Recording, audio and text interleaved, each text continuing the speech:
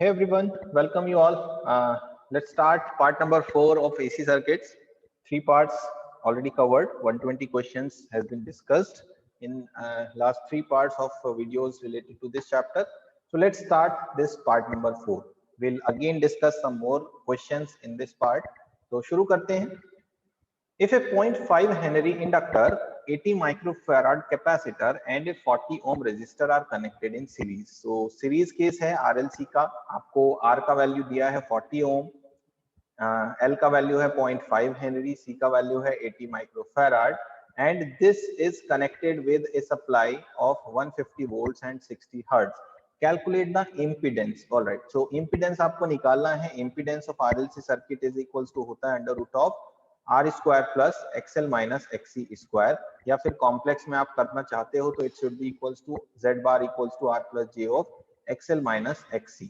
ठीक है, आपको पता होना चाहिए कि कॉम्प्लेक्स में करने के कितने बेनिफिट्स होते हैं. कॉम्प्लेक्स में करने से आपको इंपीडेंस का मैग्नीट्यूड और साथ ही साथ फेज एंगल दोनों चीजें पता चल जाती हैं जो आपको फर्दर डेटा कैलकुलेट करने में काम में आ जाती हैं. तो पहले हमें यहाँ से XL निकालना होगा. XL is 2 pi FL, that is 2 pi into 60 hertz is the frequency given and 0.5 Henry is the value of L. So 2 pi into 60 into 0.5 is equals to 188.495 ohm. Similarly, XC will be equals to 2 pi of FC, that is 1 upon 2 pi into 60 into 80 into 10 to the power minus 6.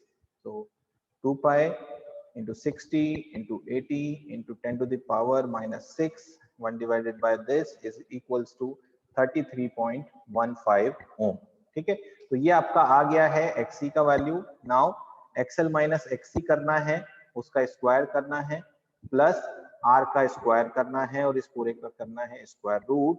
After calculating I am getting the value of Z as 160.405 ohm. That is B is the answer जो हमें options में match कर रहा है. Next is a series RLC circuit having L is 0.12 Henry, C 0.48 millifarad, R is 25 ohm connected with 220 volts variable frequency power supply. At what frequency is the current maximum? तो ये एक important term है जो आपको समझनी है. The current maximum कब होता है? जब सर्किट रेजोनेंस कंडीशन में काम करता है, और रेजोनेंस कंडीशन में वो तब काम करेगा जब उसकी फ्रीक्वेंसी होगी 1/2 pi under root of LC. तो आपको ये वाला फ्रीक्वेंसी कैलकुलेट करना है, resonance frequency. So this will be 1/2 pi under root of L is 0.12 into C is 0.48 into 10 to the power minus 3. So let's solve this. 0.12 into 0.48 into 10 to the power minus 3 का square root लेना है, multiply करना है उसको 2 पाई से and divide करना है 1 के. तो आंसर आपको मिल रहा है 20.97 hertz. 20.97 means approximately equals to 21 hertz. तो 21 हर्ट्ज इज आपका रेजोनेंस फ्रीक्वेंसी. इस क्वेश्चन का आंसर है. Next is a capacitor, resistor of 10 ohm and inductor of 70 millihenry are connected in series with a source marked 120 volt 70 hertz. If it is found that voltage is in phase with the current, yes, this one is something जो हमें चाहिए. हमने कहा है कि voltage और current दोनों same face में है for this particular given data जिसमें RLC लगा है. तो एक RLC सीरीज सर्किट में वोल्टेज और करंट दोनों सेम फेस में तब होंगे जब XL और XC का वैल्यू इक्वल होगा, क्योंकि आपका जो Z है वो R के इक्वल होना चाहिए, तभी V और I के बीच में फेज एंगल का वैल्यू 0 बनेगा. ठीक है, तो find out the impedance of the circuit. तो सिंपल है, impedance of the circuit will be equals to the resistance given, that is 10 ohm. So nothing to be calculated here, 10 ohm is the answer. If the frequency of the AC source in a series LCR circuit is increased from 0, how does the current in the circuit changes? All right, so एक RLC series circuit में जब आप frequency को increase करते हो 0 से, तो अगर आप फ्रीक्वेंसी की वैल्यू 0 रखोगे तो उस कंडीशन में आपका XL का वैल्यू 0 होगा, XC का वैल्यू इनफाइनाइट होगा. तो in that case you will have the current होता है is equals to V by Z, जिसमें X भी इंक्लूडेड होगा, तो naturally current will be very very less. जैसे जैसे आप फ्रीक्वेंसी को बढ़ाते जाओगे, बढ़ाते बढ़ाते एक ऐसी कंडीशन आएगी जब XL और XC इक्वल हो जाते हैं, जो रेजोनेंस कंडीशन कहलाती है. उस कंडीशन में आपको पता है कि I का वैल्यू मैक्सिमम होता है. उसके बाद फर्दर आप अगर फ्रीक्वेंसी को इंक्रीज करोगे तो उस कंडीशन में आपका एक्सएल एक्ससी से ग्रेटर हो जाता है, ठीक है। तो आपका फ्रीक्वेंसी अगर हम रेजोनेंट फ्रीक्वेंसी से कंपेयर करें तो अगर ये रेजोनेंट फ्रीक्वेंसी है तो इस डायरेक्शन में एक्ससी ग्रेटर होगा एक्सएल से, इस डायरेक्शन में एक्सएल ग्रेटर होगा एक्ससी से, और दोनों ही कंडीशन में करंट की वैल्यू डिक्रीज होगी क्योंकि करंट मैक्सिमम तो आपको रेजोनेंट फ्रीक्वेंसी पे मिलता है। रेजोनेंट फ्रीक्वेंसी मतलब एक ऐसा फ्रीक्वेंसी जब एक्सएल और एक्ससी दोनों इक्वल हो जाते हैं, राइट। ये हमें पता है रेजोनेंस के कॉन्सेप्ट से। तो आपका जो करंट है वो कुछ इस तरह से इंक्रीज होता है, मैक्सिमम पहुंचता है और वापस से डिक्रीज हो जाता है। आप किसी भी सर्किट के लिए ये ऑब्जर्वेशन कर सकते हैं। दैट मीन्स कि current in the circuit will changes, first will increase then will decrease, increases then decreases. Reactive power is expressed in, reactive power that is Q, जिसको कहते हैं VI sin phi, और इसका जो यूनिट है वो है volt ampere reactive, VAR. The expression of reactive power is, just we have discussed, V is equals to VI sin phi. इसमें जो V है वो VRMS है, I है वो VRMS है, and sin phi. RMS means effective value. This is also called effective value. ठीक है, तो Q का आंसर यहाँ से हमें मिल रहा है V effective, I effective, sin phi. C is the correct one. The power factor is the ratio of power to the power. So power factor cos phi आपका होता है VI cos phi upon VI. VI cos phi is the real power or average power, or VI is the apparent power. So A is the correct option. A sinusoidal voltage V 50 sin omega t is applied to a series RL circuit. The current in the circuit is given as 25 sin omega t minus 53 degree. Determine the apparent power. Apparent power पूछा है, यानी कि S पूछा है, जिसका value होना चाहिए V into आई के बराबर। V आपका RMS वैल्यू है, I भी आपका RMS वैल्यू है। So V RMS is equals to 50 upon root 2, 50 आपको मैक्सिमम वैल्यू दिया है। I RMS will be 25 upon root 2, 25 आपको मैक्सिमम वैल्यू दिया है। सो S का वैल्यू हो गया 25 into 50 upon root 2 into root 2, that is 2, ये हो गया 25, and 25 into 25 will give you 625 volt ampere. A sinusoidal voltage V is given as this. इन RL सर्किट में करंट दिया है, पावर फैक्टर निकालना है। ओके, तो पावर फैक्टर निकालने के लिए व्हाट वी विल डू, हमारे पास यहाँ पर एक ऑप्शन है कि हम फेजर डायग्राम बना लें। इसका फेजर डायग्राम के लिए आपका V बार हो जाएगा 50 अपॉन रूट 2 एंगल 0, यहाँ पर 0 एंगल है, फेजर फॉर्म में कन्वर्ट करेंगे। I बार आपका बन जाएगा 25 by root 2 angle of minus 53 degree, ये भी हमने फेजर फॉर्म में कन्वर्ट कर लिया। अब अगर आप फेजर डायग्राम बनाते हो तो ये आपका V बार होगा, ये आपका I बार होगा, जिसमें 53 एंगल पर करंट लैग कर रहा होगा विद दिस मच एंगल। तो पावर फैक्टर कितना है? तो फेज एंगल निकालने के लिए आप क्या करते हैं, वोल्टेज के एंगल से करंट के एंगल को माइनस कर देते हैं। वोल्टेज का एंगल 0 है, minus of minus 53, that will give you plus 53 degree. ये पॉजिटिव साइन आपको इंडिकेट कर रहा है कि आपका सर्किट लैगिंग नेचर का है, इंडक्टिव सर्किट है, जो ऑलरेडी हमें पता है क्योंकि आरएल सर्किट हमें दे रखा है। फेजर डायग्राम भी हमें यही कह रहा है। So finally the power factor will be equals to cos 53 degree. तो cos 53 का जो आंसर होता है that is 0.6। So 0.6 is the answer. A sinusoidal voltage V current दिया है, एवरेज पावर निकालना है। Average power that is VI cos phi।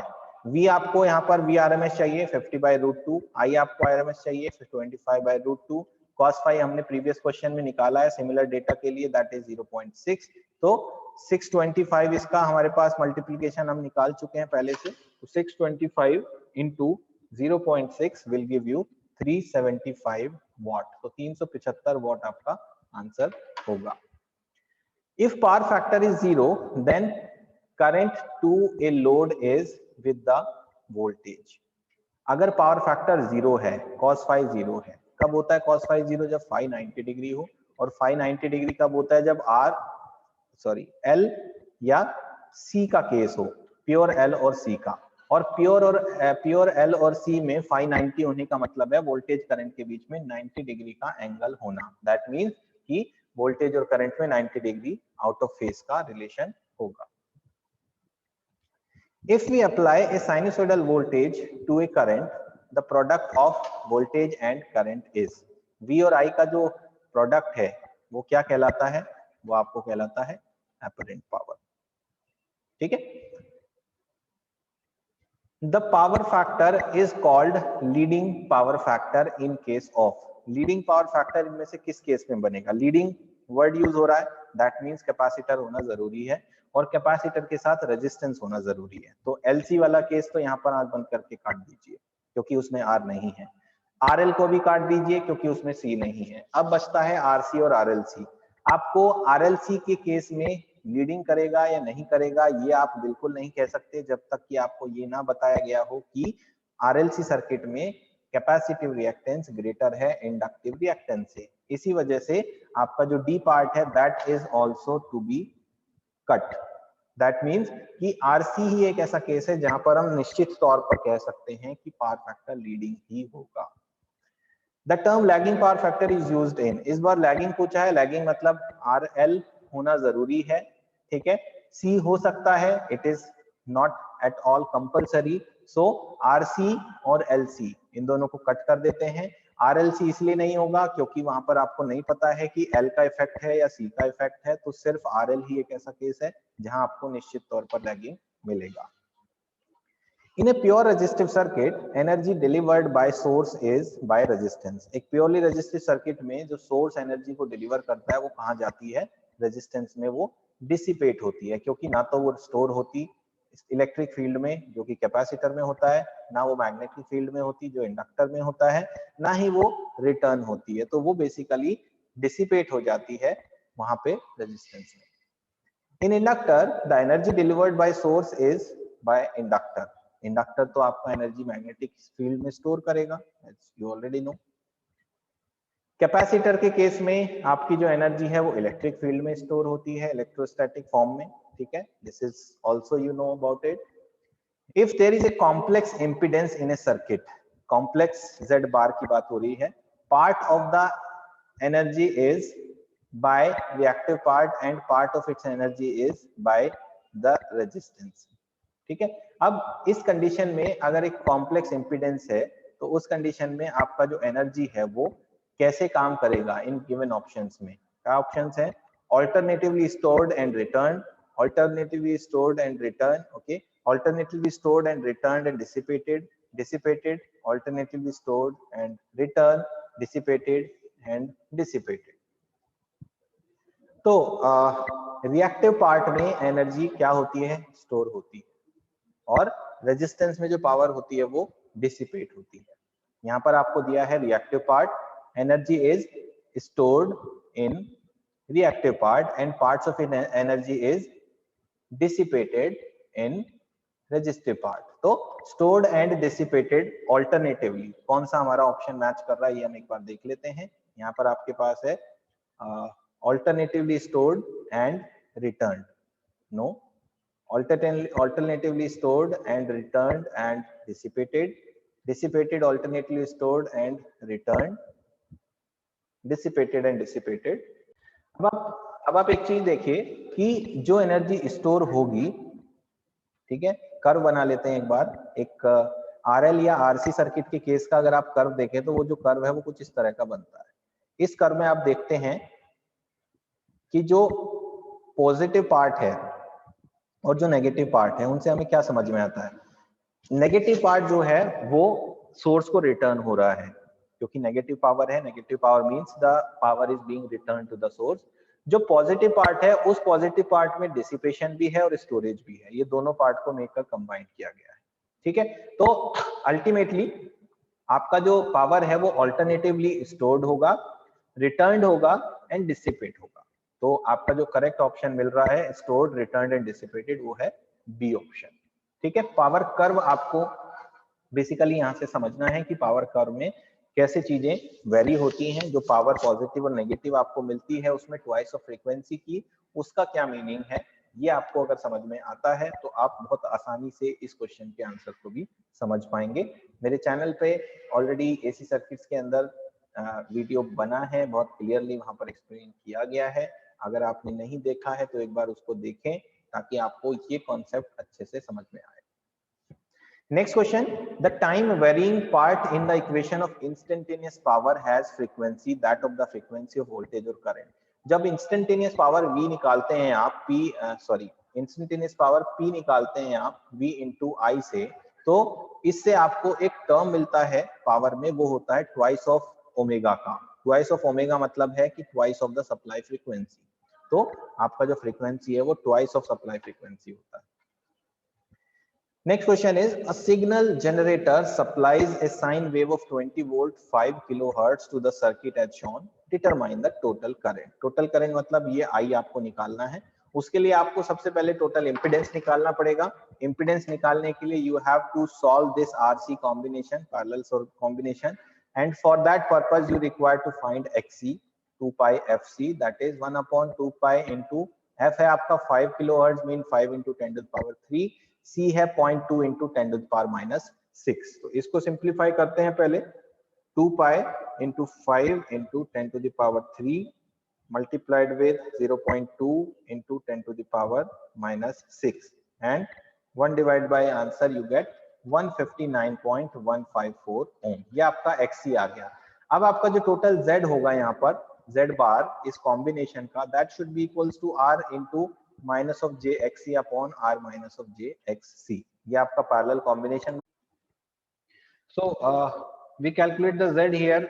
We have R as 100 multiplying with minus JXC. XC है minus 159.154 of J, divide करेंगे R 100 minus 159.154 of J।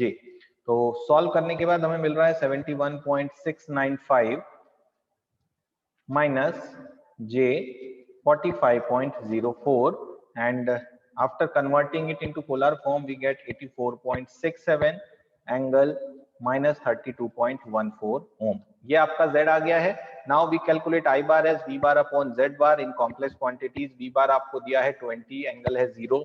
Z bar हमने निकाला है 84.67, angle है minus 32.14। ठीक है, तो जब आप 20 अपॉन 84.67 करोगे तो आपको मिलेगा 0.23, और जो एंगल है वो नीचे से माइनस से ऊपर चला जाएगा, वो हो जाएगा प्लस। तो 0.23 एंगल 33 अप्रोक्सीमेटली आपका आंसर यहाँ से बन जाएगा। ठीक है, नेक्स्ट क्वेश्चन है, find the total current in the figure. इस बार फिर से टोटल करंट निकालना, I equals to V by Z means we have to find out the total impedance of this circuit. आपके पास इंडक्टर है L, आपको XL चाहिए होगा 2 pi FL से, तो 2 pi इंटू फ्रीक्वेंसी दिया है 50, L है आपका 0.1, तो 2 pi इंटू 50 इंटू 0.1 आपका होता है 31.415 ओम। ये XL हो गया।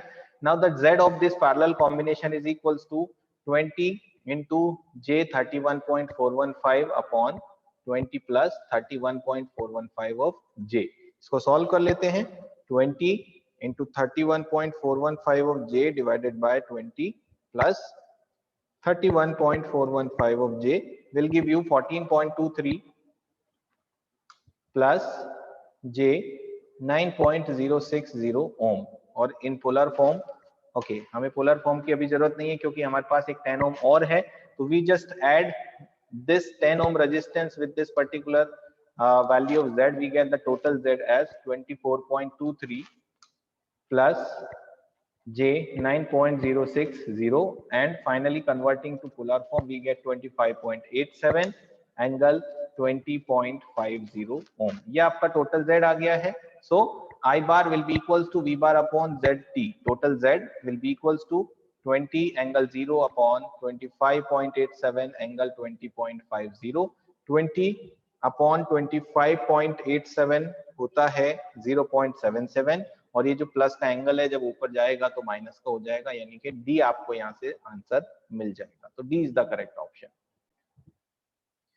Next question is, find the phase angle in the circuit shown below. Phase angle निकालना है, फाई का वैल्यू निकालना है, और फाई निकालने के लिए हमारे पास यहाँ पर है tan inverse of x upon r, xl upon r, क्योंकि l है तो xl का वैल्यू निकालते हैं पहले। xl है 2 pi इंटू फ्रीक्वेंसी है 10 kilohertz, 10 into 10 to the power 3, और l है आपका 50 into 10 to the power minus 3। तो इससे तो ये कैंसिल हो गया है, हमें मिल रहा है 2 pi into 10 into 50, that is 3141.59 ohm, right. L है आपके पास 1000, तो 5 will be equals to 10 inverse of 3141.59 upon R 1000। ठीक है, तो हमारा जो आंसर है वो यहां से आ रहा है 72.34 degree. So B is the right answer, right? Next question is, determine the source voltage if the voltage across resistor is 70 volts and the voltage across inductor is 20 volt. ये आपको निकालना है। VR दिया है, VL दिया है, V पूछा है, so V should be equals to root of VR square plus VL square. We have 70 square plus 20 square. So we get 70 square plus 20 square का square root.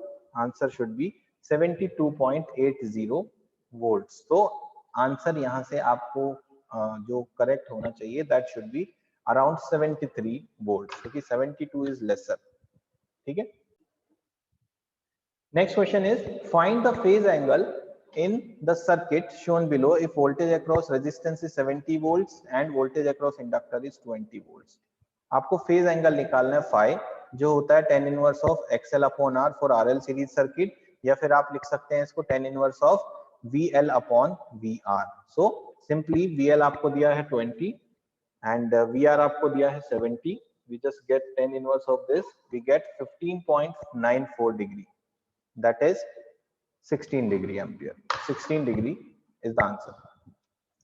In three-phase systems, the three voltages differ in phase by three phase में तीनों voltages एक दूसरे से 120 degree से displaced होने चाहिए three phase system में। ठीक है, In three-phase system, at any given instant, the algebraic sum of all the three voltages. अगर एक balance three phase supply system है और आप उन तीनों वोल्टेजेस को जोड़ते हो, यानी कि V equals to VRN plus VYN plus VBN आप करते हो, तो आपको हमेशा आंसर 0 मिलेगा अगर ये तीनों एक बैलेंस सप्लाई है। Balance means all the three voltages must be displaced from each other by 120 degree and all the voltages having the same maximum value. तो उनका जो आंसर है वो 0 ही आना चाहिए।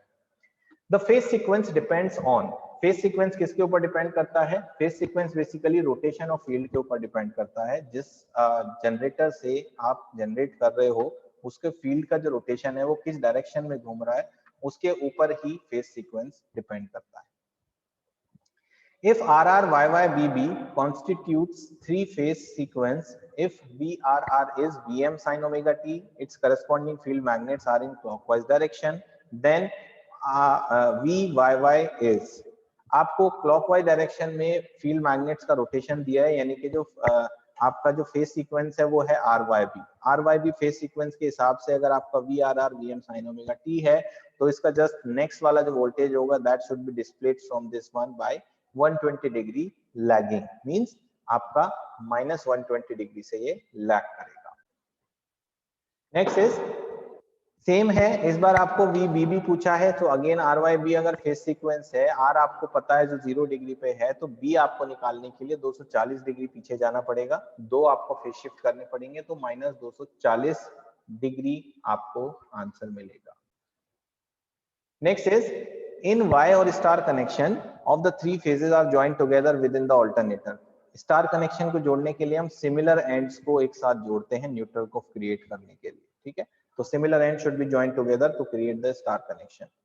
The voltage between end is called phase voltage. Phase voltage यानी कि VRN, अगर R phase का voltage है तो that is the voltage between एक phase और एक neutral, यानी कि एक लाइन और एक न्यूट्रल के बीच का जो वोल्टेज है उसी को कहते हैं हम phase voltage. So line and neutral point के बीच का वोल्टेज फेज वोल्टेज है।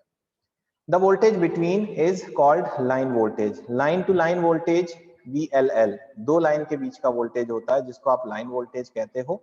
सो लाइन एंड लाइन के बीच में जो दो वोल्टेज को मेजर करते हैं, दो पॉइंट के बीच में, जैसे R और Y के बीच में जो वोल्टेज मेजर करोगे that will be called line voltage. So C is the answer here. In delta और mesh connection there will be number of common terminals. Delta connection में कोई भी कॉमन टर्मिनल नहीं होता। We can not find the neutral point in case of delta, that means कि answer should be 0। The relation between the line voltage and phase voltage in case of delta. Delta में line voltage, phase voltage दोनों equal होते हैं। You should remember this particular relation in case of delta.